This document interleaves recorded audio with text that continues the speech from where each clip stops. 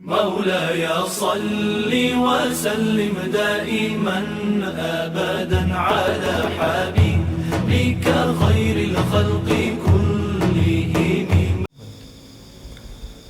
Assalamualaikum warahmatullahi wabarakatuh. Ma'asyiral muslimin rahimakumullah.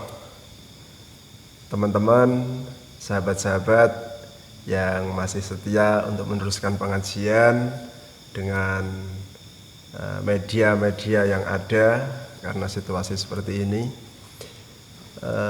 Kemarin ada yang bertanya, minta penjelasan berkaitan dengan adanya pandemi atau adanya virus COVID-19 atau Corona.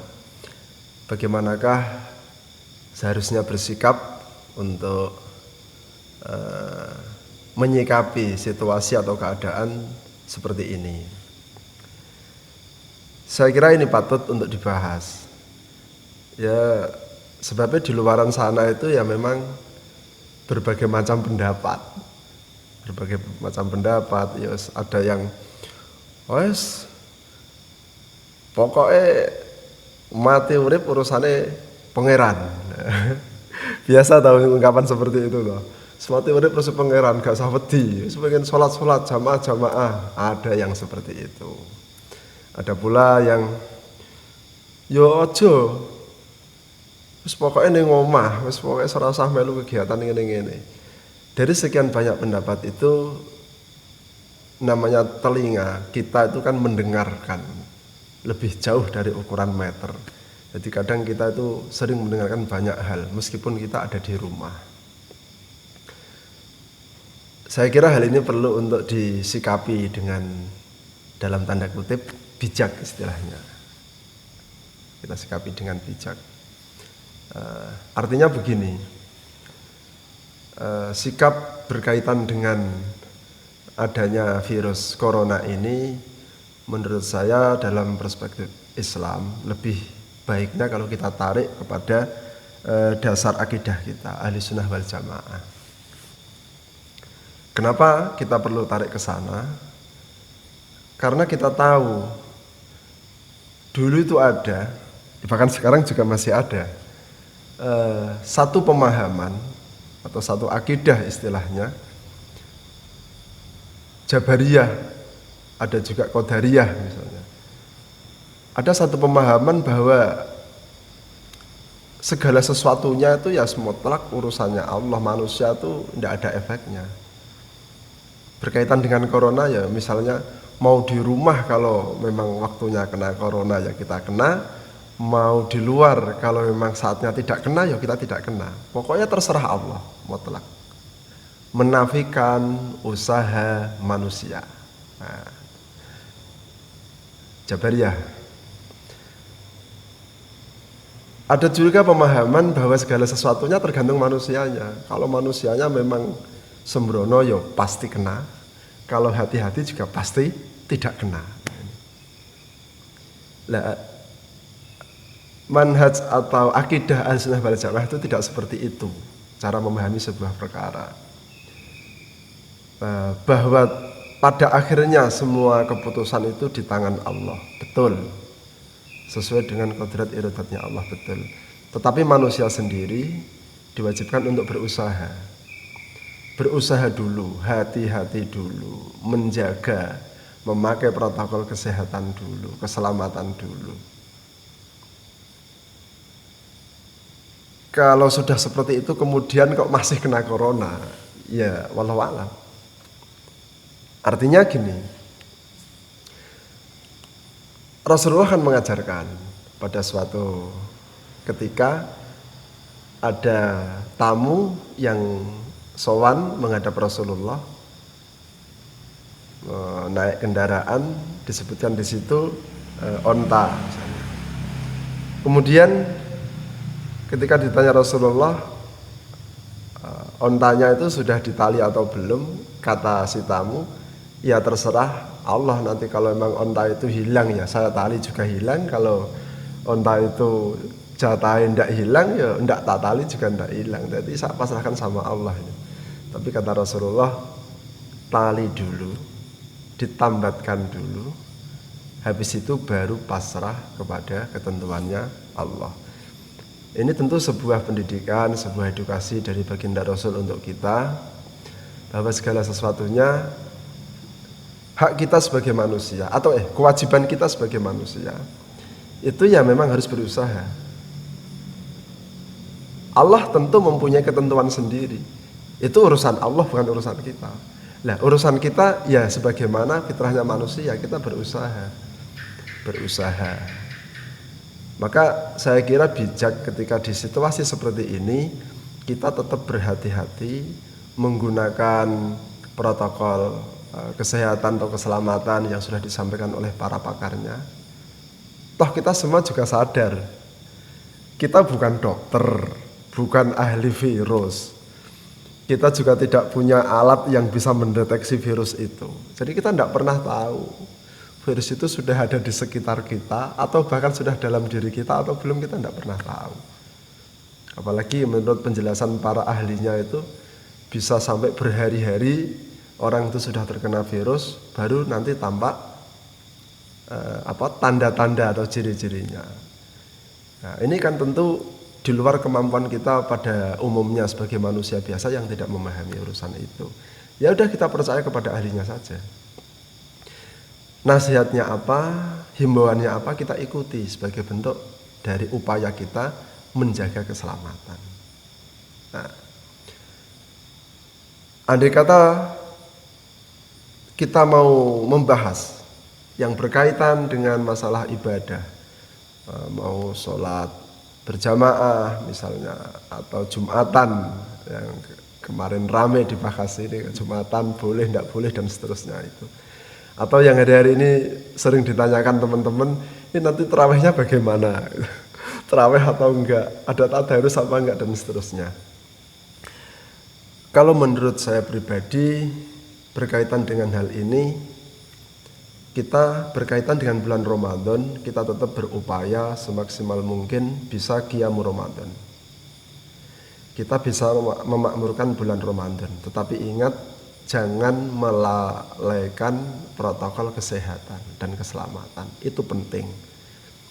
Karena semua orang tentu berharap Ramadan ini kita lewati dengan baik dan bisa kita ketemu dengan Ramadan yang akan datang. Bahkan yang belakangnya lagi kita selalu berharap diberikan kesempatan panjang umur.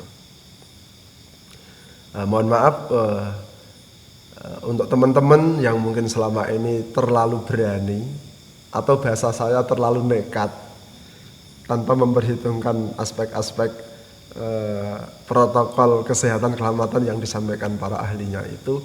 Menurut saya, ayolah kita sadar bersama-sama. Kita harus sadar bahwa kita itu bukan ahli di bidang virus itu.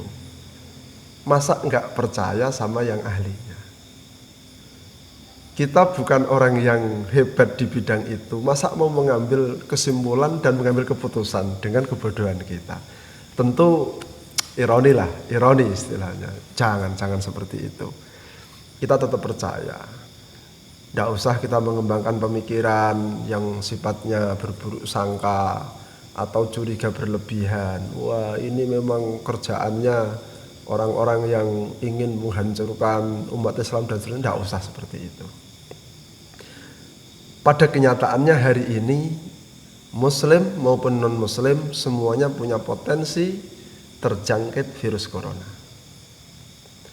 Sejarah juga telah mengajarkan, yang masyhur dulu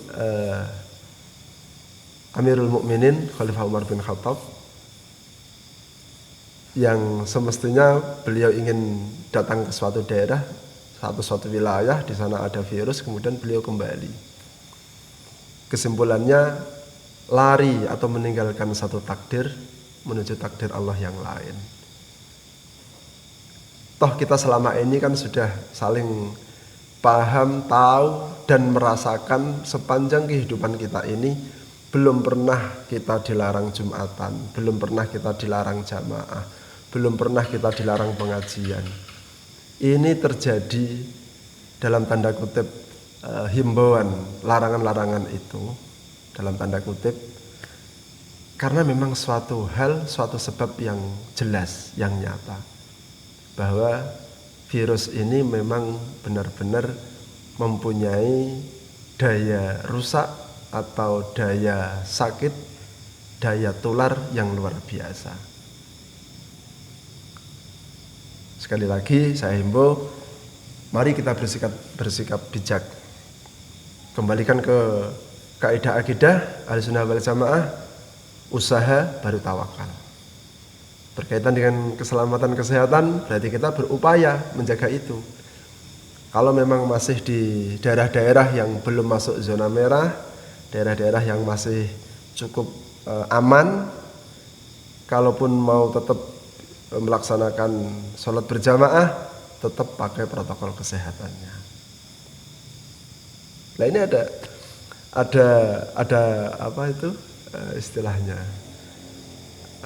pendapat-pendapat yang ya menurut saya cukup menggelitik dan perlu untuk dibahas.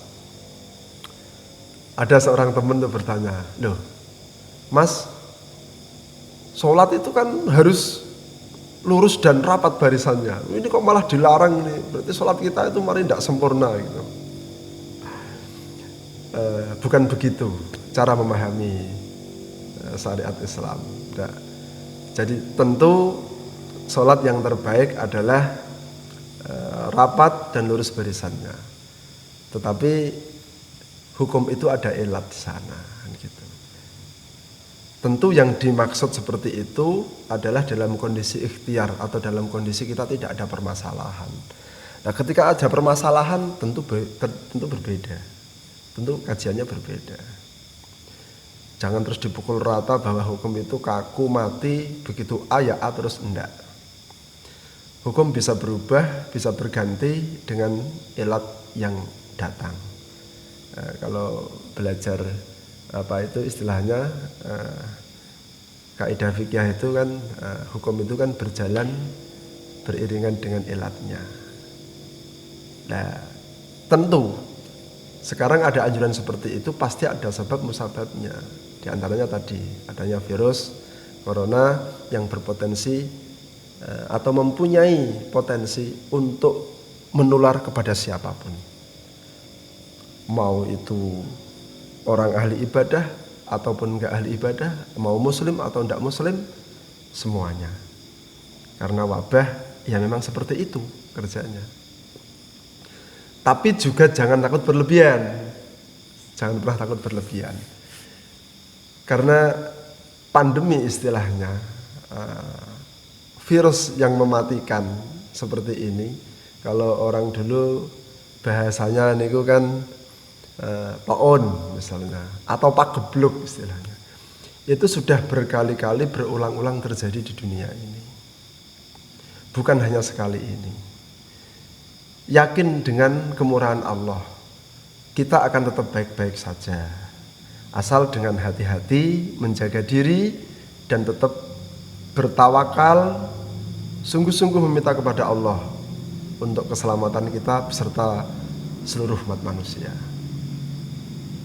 dari virus ini. Kita doakan, terutama tentu ya saudara-saudara Islam. Sejarah mengajarkan berkali-kali, sejarah telah menceritakan berkali-kali terjadi pandemi yang seperti ini. Bahkan ada satu riwayat yang mengatakan dulu pernah terjadi wabah yang angka kematiannya tuh pernah mencapai ribuan. Tetapi kehidupan manusia juga masih dijaga oleh Allah, dikasihi oleh Allah, dirahmati oleh Allah sehingga berkembang sampai pada tahun 2020 ini. Bahkan kalau bahasa saya memahami kisah itu, dulu Allah pernah mengirim atau menjatuhkan azab atau bala istilahnya, yang daya rusaknya menurut sejarah termasuk terbesar sepanjang sejarah, yaitu kisah di zaman Nabi Nuh alaihissalam. Allah mengirim banjir, seluruhnya hancur kecuali orang-orang yang ikut Nabi Nuh naik ke bahtera, dan hewan-hewan yang dinaikkan Nabi Nuh ke Bahtera. Hanya itu yang selamat. Tetapi dengan rahmat Allah kehidupan berlanjut terus sampai sekarang. Kita harus yakin rahmat Allah itu menjaga kita. Rahmat Allah itu melindungi kita. Rahmat Allah selalu ada untuk kita. Tetapi ingat, akidah Ahlussunnah wal Jamaah mengajarkan untuk berusaha. Jadi mohon maaf, yang terlalu berani menurut saya itu bukan berani tapi nekat. Jangan jadi orang nekat tanpa dasar yang jelas. Yang terlalu takut itu juga tidak baik. Sehingga nanti yang lebih mematikan bukan virus coronanya tapi ketakutannya. Nah bagaimana? Ya sedang-sedang saja. Artinya sedang saja kita timbang, kita ukur biar seimbang antara keyakinan kita terhadap rahmat Allah dan semangat kita dalam berupaya sebagai manusia untuk menjaga diri kita selamat dari virus corona ini.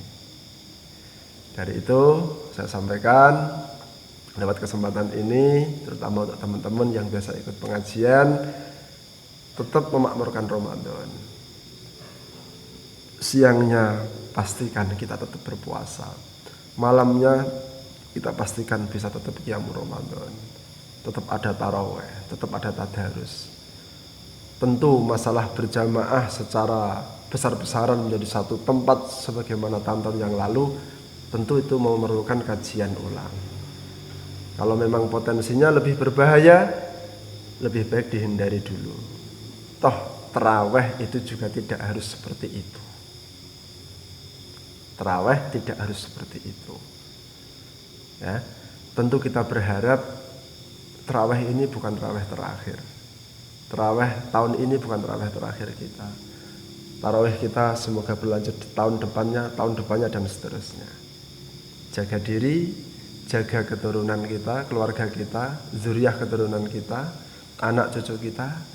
Kita ajak bersama-sama untuk tetap berupaya, berhati-hati, pakai protokol keselamatan dan kesehatan menghadapi virus corona, tetapi jangan takut berlebihan. Masih ada Allah, zat yang maha melindungi, zat yang maha menyelamatkan. Yakin disertai dengan usaha. Usaha disertai dengan keyakinan dan kepasrahan kepada kekuasaan Allah Subhanahu wa taala. Semoga nasihat ini bisa memberikan manfaat untuk kita semuanya. Terima kasih. Assalamualaikum warahmatullahi wabarakatuh.